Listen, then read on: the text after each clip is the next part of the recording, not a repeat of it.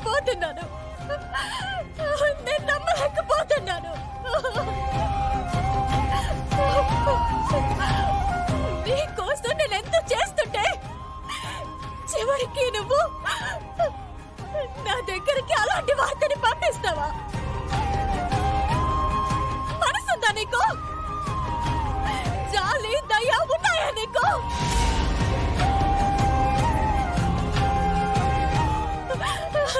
నన్ను నా కూతురిని ఏనాడైనా సంతోషంగా ఉంచావా?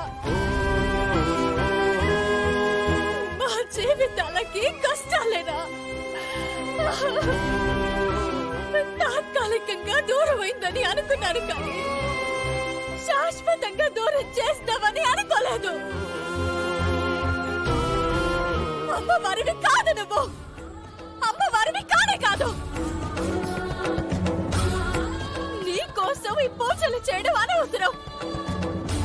అసలు నిన్ను చూడడమే అనవసరం.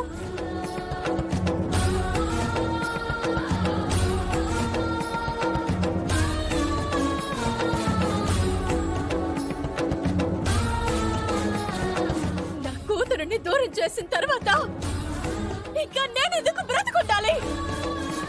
నన్ను కూడా నీ దగ్గరికి తీసుకుపో. లేదండి, మీ కూతురు చనిపోయి ఉండదు, బతికే ఉండుంటుంది. మీరు పోలీసుల మాట నమ్మకండి, నా మాట నమ్మండి. నేను చెప్పేది అర్థం చేసుకోండి.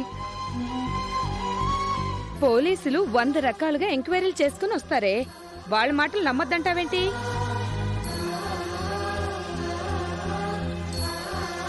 నా కూతురు వచ్చే పుట్టినరోజు నాటికి వస్తుందని చెప్పావు. ఇంకెలా వస్తుందమ్మా? ఇంకెలా వస్తుంది? నా కూతురు నాకు అన్యాయం చేసి వెళ్ళిపోయింది. వెళ్ళిపోయింది.